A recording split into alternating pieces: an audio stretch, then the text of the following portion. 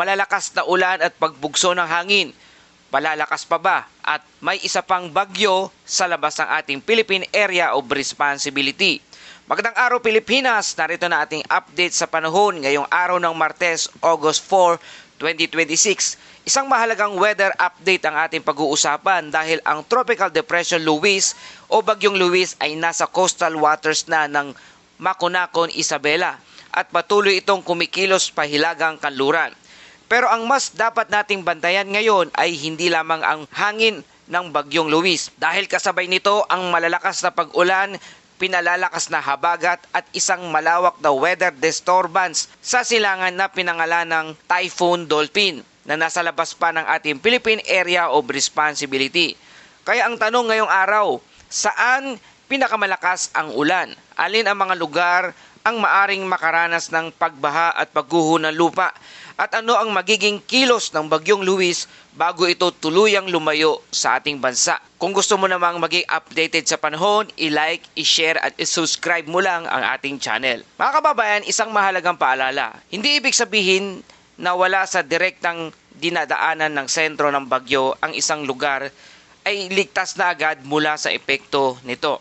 Sa kaso ng Bagyong Luis, mas malawak ang panganib dahil bukod sa hangin, malaking bahagi ng banta ay nagmumula sa ulan at southwest monsoon o habagat.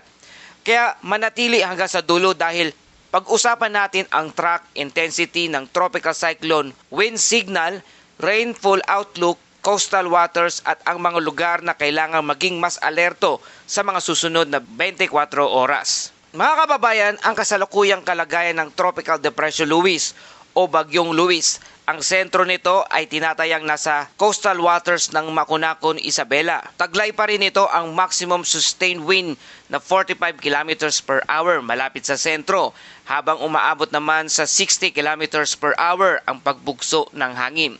Kumikilos ang Bagyong Luis patungong northwest o pahilagang kanluran sa bilis na 20 km per hour. Ibig sabihin nito mga kababayan, hindi ito isang mabagal na sistema. Patuloy itong gumagalaw habang papalapit sa hilagang bahagi ng Luzon.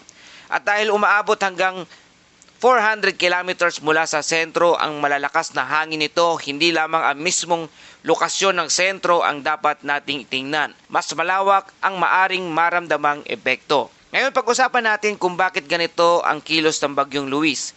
Sa kasalukuyang setup, may dalawang pangunahing bagay tayong kailangang tingnan. Una, ang steering flow o mga hangin gumagabay sa direksyon ng bagyo. Ang pangalawa ay interaction nito sa southwest monsoon o habagat. Sa ngayon, patuloy na tinutulak ang Bagyong Luis pahilagang kanluran habang nasa silangang bahagi ng Luzon. Habang gumagalaw ito, maaari pa itong magkaroon ng sapat na moisture upang magdala ng malalakas na ulan sa northern Luzon. At dito nagiging mahalaga ang sitwasyon sa paligid ng bagyo. Kapag ang hangin ay dumaan sa mga kabundukan ng Cordillera at iba pang mataas na lugar, maaring mapalakas ang pag-ulan. Kaya hindi lamang coastal areas ang dapat mag-ingat. Kasama rito ang mga kabundukan at landslide-prone areas. Isa pang mahalagang factor ay ang habagat. Kapag may tropical cyclone sa silangan o hilagang silangan ng bansa, maaari nitong baguhin at palakasin ang daloy ng moisture patungo sa ating bansa o sa bansang Pilipinas. Kaya kahit ang Bagyong Luis ay hindi isang napakalakas na bagyo sa ngayon, maaari pa rin itong magdulot ng malawakang pag-ulan. At ito ang dahilan kung bakit minsan ay mas malaki ang epekto ng ulan kaysa sa mismong lakas ng hangin na dala ng bagyo. Ngayon, ano ang posibleng mangyari sa Bagyong Luis? Ayon sa ating track and intensity forecast, magpapatuloy muna sa northwestward direction. May posibilidad itong dumaan malapit sa northern Luzon, partikular sa bahagi ng Cagayan. Pagkatapos ito, inaasang magkakaroon ng malaking pagbabago sa direksyon ng sistema. Posible itong lumiko patungong east-northeast o pabalik sa direksyong silangan at hilagang silangan habang unti-unting lumalayo sa ating Philippine landmass. Pero mas mahalagang tandaan, may uncertainty pa rin ang track. Kaya huwag nating isipin na isang linya lamang ang forecast map ang maaring sundin ng bagyo. Maaring magkaroon ng kaunting pagbabago sa succeeding bulletins. Pagdating naman sa lakas nito, inaasahang mananatili muna itong tropical depression sa malaking bahagi ng forecast period. Gayunpaman, may posibilidad itong lumakas patungong tropical storm habang nasa ibabaw ng ating Philippine Sea. At kung magpapatuloy ang strengthening habang tumatawid sa extreme northern Luzon, may posibilidad ding umabot ito sa severe tropical storm pagkatapos itong dumaan sa Babuyan Island. Ngunit sa sandaling tumama sa mainland China at makapasok sa kalupaan, inaasahan ang paghina nitong bagyong Luis. May isa pang napakahalagang detalye mga kababayan, posibleng ma-absorb o ma-integrate ang circulation ng bagyong Luis sa circulation ng malaking weather system, kabilang ang tropical cyclone Dolphin, habang nagpapatuloy ang kanilang interaction sa rehiyon. Kaya patuloy nating binabantayan ang pagbabago ng pattern sa mga susunod na araw. Ngayon, isa-isahin natin ang mga lugar na dapat maging alerto. Sa lugar ng Cagayan, partikular ang central at eastern portion, inaasahan ang pag-ulan at pagbugso ng hangin dito. Kasama rin ang Isabela, Quirino, Apayao, Kalinga, Mountain Province, Ifugao at Aurora. Sa mga lugar na ito, maaaring magkaroon ng flash flood at landslide, lalo na kung tuloy-tuloy o bigla ang paglakas ng mga ulan sa lugar na ito. Sa Metro Manila, Ilocos Region, Calabarzon, Central Luzon at iba pang bahagi ng Cordillera at Cagayan Valley, asahan ang maulap na kalangitan na may kalat-kalat na pag-ulan at thunderstorm. Hindi rin ligtas sa epekto ng habagat ang Occidental Mindoro, Oriental Mindoro at Marinduque. Samantala sa Western Visayas, Negros Occidental at Palawan, ang pangunahing weather driver ay ang southwest monsoon o habagat. Kaya kahit hindi malapit ang bagyong Luis sa mga lugar na ito, maaari pa rin magkaroon ng malalakas na pag-ulan sa inyong lugar. Ngayon, nakataas pa rin ang Tropical Cyclone Wind Signal number 1 sa ilang bahagi ng Luzon. Kabilang dito ang central at eastern portion ng Cagayan, Isabela, Quirino, eastern and southern portion ng Apayao, eastern portion ng Kalinga, eastern portion ng Mountain Province at eastern portion ng Ifugao, kasama ang northern portion ng Aurora. Ano ibig sabihin ng signal number 1 mga kababayan? Ang inaasahang hangin ay nasa 39 hanggang 61 kilometers per hour. Ito ay maaring magdulot ng minimal hanggang minor threat sa buhay at ari-arian. Pero tandaan, mas malakas ang hangin sa coastal areas at open areas at maging sa kabundukan, habang maaring mas mahina naman sa mga lugar na protektado ng terrain. At may isang bagay na kailangan nating bantayan sa ngayon.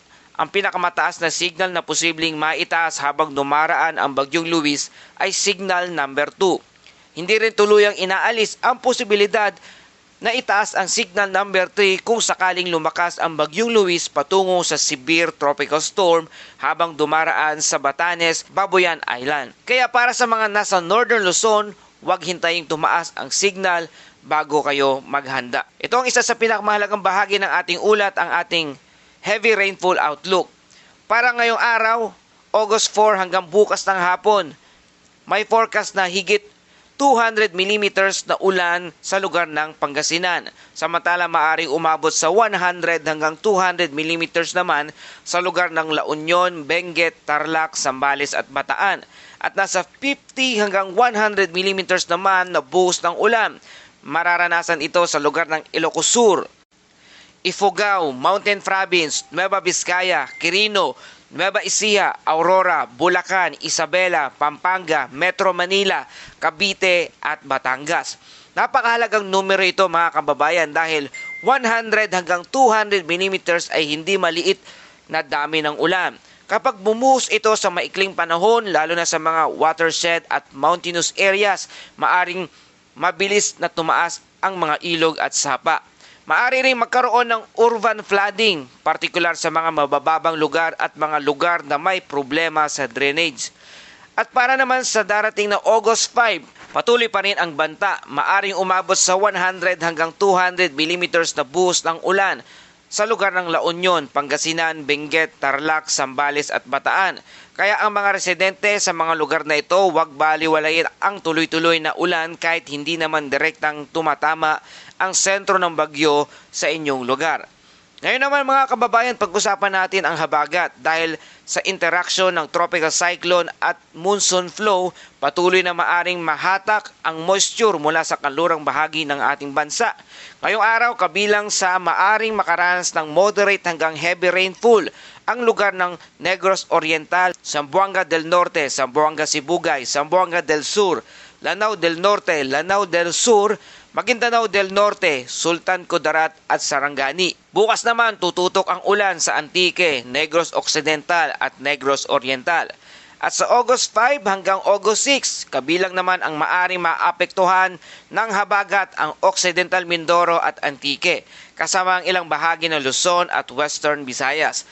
Kaya makikita natin na dalawang magkaibang weather system ang nagtutulungan upang palawakin ang rainfall coverage. Ang Bagyong Luis at ang tropical cyclone. At ang habagat naman ay nagdadala ng karagdagang moisture. Ngayon dumako tayo sa ating coastal waters and marine advisory. Para naman sa ating mga kababayang mangingisda at mga kababayang nasa coastal areas, kailangan din nating maging maingat. Sa northern at central Luzon, maaring umabot sa moderate hanggang rough seas na may wave height na 1.2 hanggang 2.8 meters ang taas. Sa Mindanao na nasa 0.6 hanggang 2.5 metro ang taas na inaasahan ang alon dyan. Samantala sa Southern Luzon at Visayas, umaabot sa 0.6 hanggang 2.1 metro ang taas naman ng mga alon. Partikular na bantayan ang seaboard ng Isabela kung saan maaring umabot sa 2.5 metro ang taas ng alon. Gayon din ang ilang bahagi ng Pulillo Island, Camarines Norte, Davao Oriental at Aurora. Para sa mga gumagamit ng motor na bangka at mga maliliit na sasakyang pandagat, kung hindi naman kinakailangan ang paglalayag sa ngayon, mas mabuting ipagpaliban po muna ito kapag lumala ang kondisyon ng inyong karagatan. Ang hangin at alon ay maaring biglang lumakas, lalo na malapit sa thunderstorm at coastal areas. Sa ating mga kababayan, narito ang ating mga paalala. Una, kung nasa Tropical Cyclone Wind Signal number 1 areas po kayo, i-secure ang mga bubong, bintana, outdoor equipment, halaman at anumang maaring tangayin ng hangin. Pangalawa, kung nasa flood-prone areas ka, ihanda ang iyong mga emergency bag. At magkaroon ng flashlight, extra batteries, power bank, pagkain, tubig, gamot, at importanteng dokumento at communication device. Pangatlo, kung malalakas ang ulan, huwag piliting tumawid sa mga rumaragasang tubig.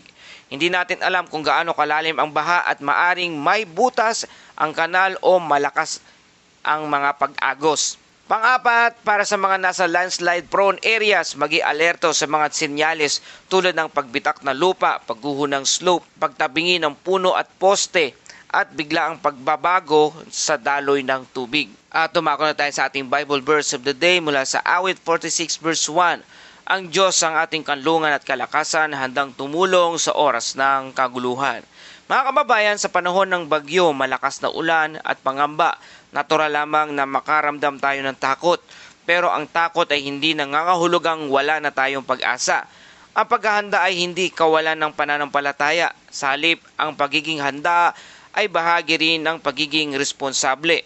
Maghanda tayo, makinig tayo sa mga otoridad, alagaan natin ang ating pamilya at higit sa lahat, huwag nating kalimutan sa gitna ng anumang unos, may Diyos na maaari nating sandalan. Hindi natin kontrolado ang direksyon ng bagyo, hindi natin kontrolado kung gaano kalakas ang ulan, pero maaari nating kontrolin kung paano tayo maghanda.